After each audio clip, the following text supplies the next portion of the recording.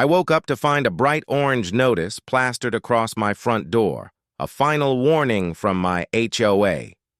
Overnight, they'd decided my home was in violation, but the rule they quoted didn't even exist.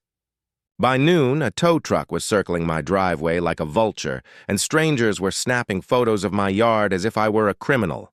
Each hour brought a new threat: towering fines, sudden emergency meetings, and even a vote to seize my property. What kind of neighborhood turns on a homeowner so fast? And why were they really after me? When my wife and I first moved into Cedar Ridge Estates, it felt like we'd finally arrived at the calm we'd been chasing for years. The streets were lined with towering maples that blushed crimson every fall. Kids zipped by on bikes, neighbors waved from immaculate lawns, and every evening smelled faintly of cedar and fresh-cut grass. Our little gray two-story sat at the end of a quiet cul-de-sac, a perfect spot for weekend barbecues and late-night stargazing on the back deck. After years of cramped apartments, the extra space felt like a small miracle. We spent that first summer planting hydrangeas along the front walk, painting the porch swing, and learning the rhythms of a neighborhood that seemed, at first glance, perfectly ordinary. The HOA's presence was barely noticeable at first, a welcome packet with smiling faces and a thin binder of guidelines that read more like suggestions than laws. A reminder about trash day here, a polite email about holiday decorations there. Nothing that raised an eyebrow, but little things began to catch my attention. A neighbor's mailbox repainted overnight after a stern letter. A family fined for leaving a kayak on their porch. Whispered complaints at block parties about fines that didn't match the handbook. Still, we brushed it off. We were too busy enjoying our newfound peace to imagine that those quiet, manicured streets could hide anything darker. Yet there was a weight in the air I couldn't quite name, like the way the wind shifts before a storm. I should have trusted that feeling. Because the moment we made one small change to our property, something as innocent as a weekend project, it set off a chain reaction that would turn Cedar Ridge into a battlefield and test every ounce of our patience. The first warning arrived as a crisp white envelope tucked neatly under our doormat. No knock. No friendly introduction, just a slip of paper stamped violation notice. Apparently, the hydrangeas we'd planted along the front walk were non-compliant vegetation. I reread the notice 3 times, sure I'd missed something. The HOA binder we'd been given listed nothing about approved plant types. Still, I trimmed the bushes anyway, thinking it would smooth things over. 2 days later, a second letter appeared. This time, it claimed our porch swing, a simple wooden seat we'd painted robin's egg blue, was an unapproved structure that needed removal within 48 hours or we'd face a $50 a day fine. The swing had been there since move-in. Neighbors complimented it all the time. When I called the HOA office, I reached a voicemail box so full it couldn't accept new messages. Emails bounced back with an automated response delayed note. It was like shouting into a void. By the following week, we'd collected 3 more warnings. Our trash cans weren't hidden at all times. A lawn chair, obstructed aesthetic harmony, and the paint on our back fence, identical to half the neighborhood, was unsanctioned. Each came with a fine or the threat of one. We weren't alone. During an evening walk, an elderly neighbor whispered that she'd been fined for a decorative bird bath. Another family had their welcome mat confiscated for being too brightly patterned. The fear was palpable. People lowering their voices when a board member strolled by, doors closing mid-sentence. Then came the surveillance. At first, I noticed a white SUV idling across from our house at odd hours. Later, I spotted a motion trigger camera strapped to a streetlight directly facing our yard. When I asked the HOA president about it during a rare open meeting, she smiled like I'd told a joke. "Community safety measure," she said, tapping a stack of violation slips like playing cards. The fines escalated. $75 for unsightly storage when we left a ladder out for half an afternoon. $100 for noise disturbance because our son practiced guitar with his window open. Each notice arrived with sharper wording, as if daring us to fight back. I started documenting everything: photographs, timestamps, even audio of late-night SUV visits. But every complaint we filed disappeared in a maze of pending review. It felt less like a neighborhood association and more like a private regime. One night, after yet another envelope appeared, I found a fresh scrape along my car door. No note, no witness. Just a silent message. We're watching. That was when my patience snapped. I pored over the HOA's bylaws line by line, highlighting contradictions and missing signatures. I learned the board hadn't held a proper election in years. Half their rules weren't even officially adopted. Armed with a folder of evidence, I demanded a formal hearing. They ignored me. Instead, they doubled our fines and threatened a lien on our home. The next morning, a bright red sign appeared in our yard. Property in violation. Foreclosure action pending. Neighbors stopped waving. Children crossed the street to avoid our driveway. It was as if we'd become the community's cautionary tale. A warning of what happens when you challenge the board. But here's the thing about bullies. They always underestimate the quiet ones. I discovered that several board members were funneling HOA funds into private landscaping for their own homes. I also found a state statute requiring open financial records they'd kept hidden for years. The night I slipped a certified letter demanding those records into the HOA's Dropbox, a storm rolled over Cedar Ridge. Rain hammered the rooftops. Thunder cracked, and for the first time in weeks, I felt something close to relief. Until the next morning, a notice taped to our door claimed we'd installed unauthorized exterior lighting and ordered us to remove our porch bulbs within 24 hours. Only we hadn't changed a single bulb. Someone else had, sometime during that stormy night. It was the clearest sign yet that this wasn't just petty bureaucracy. Someone wanted us gone, and they were willing to bend reality to make it happen. I installed cameras of my own, hidden behind the hydrangeas they'd once targeted. What those cameras captured over the following nights was worse than anything I'd imagined. Board members sneaking through side yards with clipboards and flashlights, photographing windows, measuring fences, even peering into garages. Every clip, every timestamp, every shadowy figure was another brick in the wall of evidence I was building. But it also meant the game had changed, because if they were bold enough to trespass in the dark, what would they try next? The morning of the HOA's emergency hearing felt like stepping onto a battlefield. I'd barely slept. My dining table was buried under a fortress of binders, photos, and time-stamped videos, weeks of quiet evidence that documented every late-night trespass and every phony fine. The board had demanded my appearance to address repeated violations and non-compliance. I knew it was a setup. The meeting was held in the community clubhouse, a space that usually smelled of cookies and after-school crafts. Today it stank of hostility. Rows of folding chairs faced a long table where 5 board members sat like judges in a kangaroo court. At the center was Mrs. Caro, the president, wearing a smile so thin it looked painted on. Neighbors filled the room, whispering, eyes darting between me and the board. Some looked sympathetic. Others wore the uneasy half-smile of people afraid to be seen taking sides. I could feel the weight of every stare. Mrs. Caro banged a gavel she'd probably bought just for the drama. "This hearing will address the continued non-compliance of the Your Last Name property," she announced. "We have compiled extensive evidence of violations and will be voting on a foreclosure motion." She spoke as if the decision were already sealed. A ripple of murmurs rolled through the crowd. My pulse hammered, but I stood, letting the silence stretch until it felt uncomfortable. "With respect," I said, loud enough for the back row. "Your so-called violations are fabricated, and I can prove it." I pulled a hard drive from my bag and placed it on the table like a detonator. "Security footage," I continued, "showing board members trespassing on private property, planting false evidence, and photographing my family without consent." The room went still. One board member shifted uneasily. Another coughed into his fist.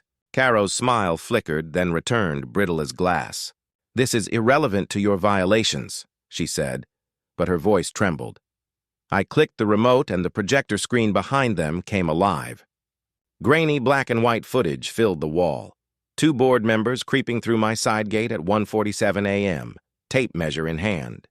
Gasps erupted from the neighbors. Slide after slide showed more, Caro herself ducking under my deck light, holding what looked like a screwdriver. A different member photographing my living room window. Another loosening a porch bulb so it would fail inspection. Each clip stamped with date and time. "You accuse me of breaking rules," I said, letting the footage roll. "While you break the law." Caro slammed the gavel again. "Stop this immediately!" "No!" a voice shouted from the back, old Mr. Ramirez, who'd once been fined for that bird bath. "Let it play!" Applause and shouts followed. Someone recorded on their phone. The board's united front began to crumble. I laid out the rest. Financial statements I'd forced through a public records request, showing thousands of HOA dollars diverted to landscaping improvements at board members' private homes. Copies of state statutes requiring open books and valid elections, none of which they'd held in years. "This," I said, pointing to the projected images, "is not a neighborhood association. This is a shakedown." The room erupted, neighbors demanding explanations, people standing and pointing fingers. One board member quietly slipped out a side door. Caro tried to restore order, but her voice was drowned out by a swell of outrage. Someone called for a vote of no confidence right there. Another neighbor began passing around a petition to dissolve the board entirely. That's when I delivered the final blow. "These videos and documents have already been forwarded to the county sheriff and the state attorney's office," I said. "If this board attempts foreclosure or further harassment, the next meeting you attend will be in a courtroom." The silence that followed was heavier than any shout. Caro lowered the gavel, eyes darting like a cornered animal. "This meeting is adjourned," she muttered, before walking off the stage to a chorus of boos. Neighbors swarmed me as the board scattered. Some offered hugs, others whispered thank yous. A few handed me their own violation letters asking to join whatever legal action came next. For the first time since moving to Cedar Ridge, I felt like part of a community, not the target of one. But even as the crowd buzzed with relief and excitement, I couldn't ignore a flicker of unease. Caro hadn't just lost power. She'd been humiliated. People like her rarely walk away quietly. Later that night, while uploading the final batch of footage to a cloud drive for safekeeping, I caught a reflection in the darkened window, a pair of headlights idling at the end of the cul-de-sac, unmoving, watching. I stepped onto the porch and stared back until the car slowly rolled away. The air smelled of rain and cut grass, but the tension lingered, sharp as the edge of a storm. The board had fallen, the neighborhood was on my side, and the law was now in play. Yet as the taillights disappeared into the night, one thought settled heavy in my chest. Some battles end with a vote. Others end when the people who started them finally decide you're not worth the fight. And I wasn't sure which ending Cedar Ridge still had in store. In the days after that explosive meeting, Cedar Ridge felt like an entirely different neighborhood. The tension that had hung over every porch and driveway seemed to lift overnight. Where there had once been tight smiles and averted eyes, neighbors now greeted each other with genuine warmth. Children played late into the evening again, laughter echoing down the cul-de-sac as if someone had turned the sound back on in a muted world. For the first time in months, I woke to silence. No envelopes taped to the door, no anonymous SUV idling by the curb. The absence of threat was almost disorienting. I found myself lingering on the porch swing, sipping coffee in the crisp morning air, listening to the rustle of maple leaves instead of waiting for the next ambush. But while the street seemed calmer, the fallout inside the HOA office was just beginning. Within a week, 2 board members resigned, citing personal reasons. By the second week, the remaining members called for a special election. State investigators requested access to financial records, and whispers spread that misused funds might trigger criminal charges. I received a formal letter from the HOA attorney, this one not a threat but an apology. It promised a full review of all fines and an immediate suspension of foreclosure proceedings. Every bogus fee we'd been charged was reversed, every notice nullified. Seeing the word void stamped across those once intimidating papers felt like reclaiming a piece of my own life. Neighbors began stopping by in small waves. Mr. Ramirez brought a basket of homemade empanadas as thanks for exposing the corruption. The family across the street offered their own documentation of shady HOA practices, eager to ensure the board couldn't rewrite history. What had started as a lonely fight was now a shared victory, and with it came a quiet solidarity I'd never felt here before. Yet victory didn't erase the scars. I still caught myself glancing at the driveway whenever headlights passed at night, half expecting another act of petty revenge. And there were reminders of how fragile the peace remained. A few anonymous notes left in mailboxes claiming the board had been sabotaged, rumors of loyalists plotting a comeback. I decided early on that complacency wasn't an option. Along with a handful of neighbors, I helped draft a new set of bylaws that emphasized transparency, regular elections, and a strict code of conduct for board members. We created a neighborhood committee open to any resident, not just the few who sought power for power's sake. At the first meeting of the reformed HOA, the atmosphere was almost surreal. Instead of glares and whispered threats, people actually debated ideas, improving playground equipment, setting up a community garden, even hosting an annual block party. These were the mundane, hopeful conversations I'd imagined when we first moved in, the ones we all deserved from the start. My own role changed too. I never wanted to be a leader, but I found myself stepping into that space, if only to protect the progress we'd made. It wasn't about revenge anymore. It was about making sure no one else endured the sleepless nights, the intimidation, the sense of being hunted in your own home. And then there was Caro. She vanished from Cedar Ridge almost as suddenly as she'd appeared, her once pristine house sitting dark and empty by the third month. A rumor surfaced that she'd sold below market value to avoid legal scrutiny. Another neighbor claimed to have seen her at a distant strip mall, looking thinner, more brittle. I don't know which stories are true. Part of me doesn't care. What mattered was that her reign of quiet terror was over. The woman who once wielded fines and bylaws like weapons had been undone not by louder threats or equal malice, but by patience, evidence, and a refusal to be bullied. Still, the experience left its mark on me in unexpected ways. I found myself more cautious with trust, but also more committed to standing up for what's right, even when the cost is steep. I noticed how quickly fear can spread, how easily good people can be silenced when they think they're alone. And I realized how much strength can surface when a community chooses courage over comfort. Months later, as the neighborhood settled into a new rhythm, a reporter from a local paper reached out. She'd heard whispers of a HOA coup and wanted the full story. At first, I hesitated. Reliving those nights of dread wasn't appealing. But I agreed on one condition. She had to highlight the collective effort, the neighbors who signed petitions, who testified, who refused to look away. The article ran with the headline, "Homeowners Take Back Their HOA." It sparked a flood of emails from strangers across the state, people trapped in their own HOA nightmares. Grateful to know they weren't powerless. Some asked for advice, others simply thanked me for proving that these battles can be won. On a quiet evening not long after the article published, I sat again on the porch swing, the same one that once drew a violation notice, and watched the sunset stain the sky in deep purples and golds. My son strummed his guitar upstairs, the same notes that had once earned us a noise disturbance fine. Across the street, neighbors gathered for an impromptu cookout, laughter carrying through the warm air. It struck me how easily this story could have ended differently. If I'd paid those first fines without question, if I'd ignored the creeping SUV, if fear had silenced me like it had so many others. The thought chilled me, even as I breathed in the calm. Because that's the truth about power. Whether it hides behind HOA bylaws or bigger institutions, it survives only when people give it permission. Cedar Ridge still has its rules. We still keep our lawns tidy and our mailboxes uniform. But now those rules are ours.